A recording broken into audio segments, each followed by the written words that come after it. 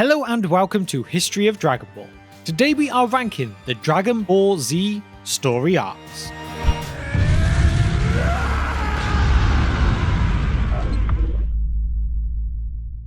When you look at anime, they will come to us in several story arcs or sagas. We can break down Dragon Ball Z into 19 different arcs, starting with the Raditz Arc, going all the way through to the final Peaceful World arc at the very end. Some of these may last for more than 20 episodes, while others for as few as 4. So I thought today, for some fun, we will rank our top 10 favourites.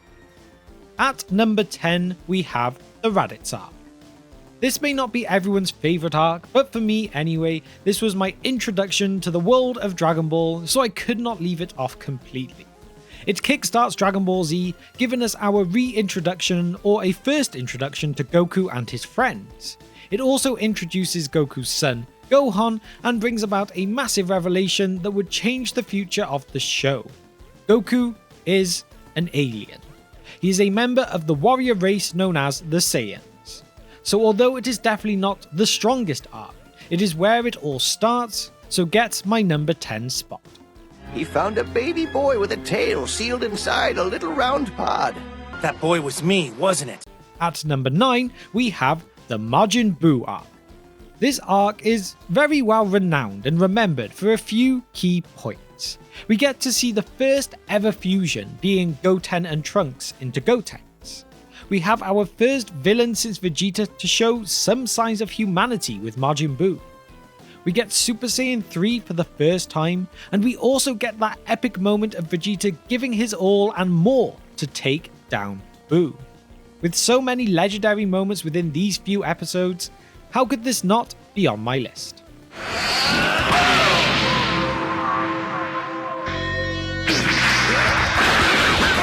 At number 8, we have the Androids Arc. Now this arc gives us some nice callbacks to earlier Dragon Ball, with the talks of the Red Ribbon Army, as well as lending us a bit of a new style for Dragon Ball Z. So much of this arc takes on the line of a horror story, and it is a nice change of pace from what has come before. It shows that despite having gone into space and having achieved new transformations, you still need to keep an eye on back home for some of the biggest threats. Along with this, we get some awesome moments of Vegeta's first appearance as a Super Saiyan, getting to know future Trunks more, and some well played out battles with the androids. Not him too!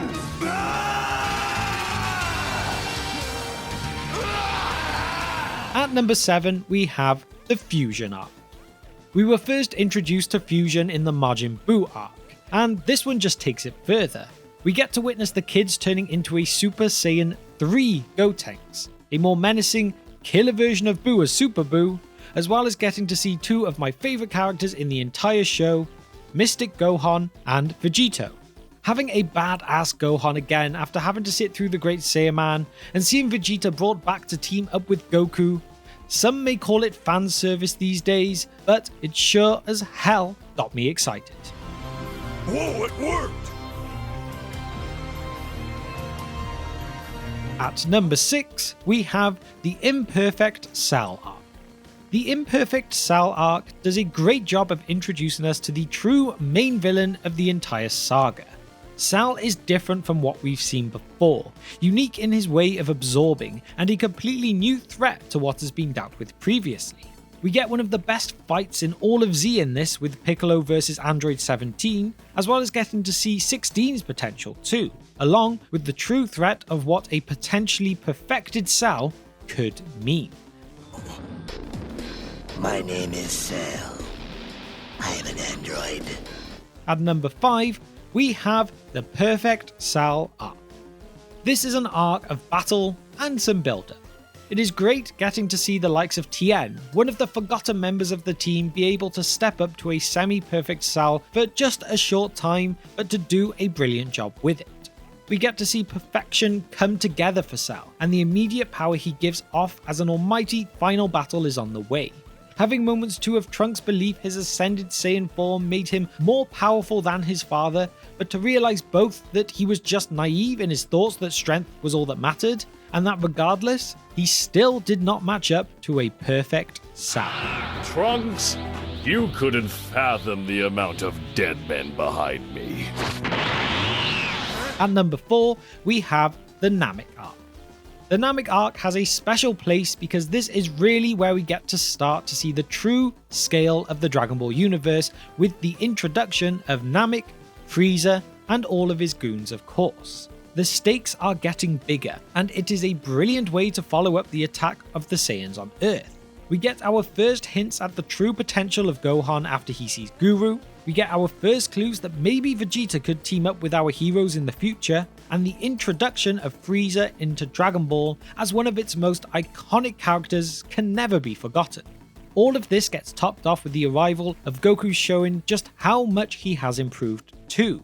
So although it is another save late in the day by our hero type moment, it is still great to see, and it builds up that final battle to come oh so much. I saw an opening that seemed to scream out attacks, so I did. Now before we get into our top 3, I thought I would have a less than honourable mention for what I would consider to be the worst arc out of the 19, and sadly that has to go to the Great Saiyaman arc.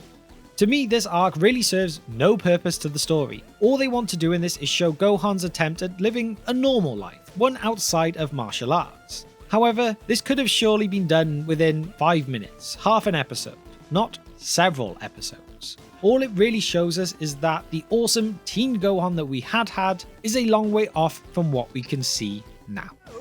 You don't think my outfit looks good? Gohan, I can't lie to you. It's ridiculous. Oh my. At number 3, we have the Cell Games arc. We get 2 main fights here, as both father and son, Goku and Gohan, fight against Cell in his arena. Both of these battles are great, entertaining watches, and when it comes to the moment of Gohan's transformation into a true ascended Super Saiyan, there are few more iconic moments in all of the show. If you are here for the fights, this is the arc for you, and you can understand why at one point this was going to be a great send-off for Goku to pass the torch on to Gohan.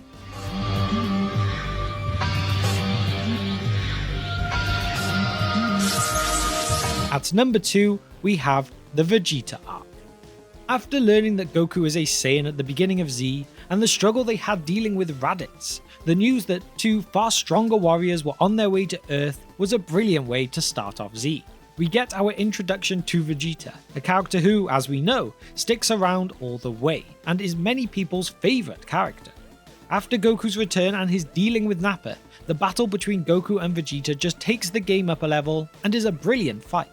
We get to see the Kaioken, our first hint of future power-up transformations, the Spirit Bomb that would become a saving grace, and a brilliant climax where they don't just make Goku easily win, but really how our heroes only just win by some good fortune to set up that there is still plenty to do to be prepared for future threats. Between this and the Raditz sagas, these had me hooked straight away on Dragon Ball Z back in the day. Don't tell me that's all you've got. And at number 1, we have the Frieza Arc. I don't feel like I could have picked any other arc than this for my top. All the build-up we had to Frieza throughout the Namek and Ginyu arcs, the transformations of increasing power and terror we witnessed from Frieza, and of course, without question, in my head the most iconic moment in all of Dragon Ball, the first transformation into a Super Saiyan by Goku. The screams as Goku takes in that Frieza just killed his best friend, his attempt at forgiveness to Frieza to let him get off the planet, to the ruthless acceptance that Frieza could not be forgiven and so leaving him for death. Goku vs Frieza is the longest battle in all of Dragon Ball, but also debatably the best, and all in the best arc as well.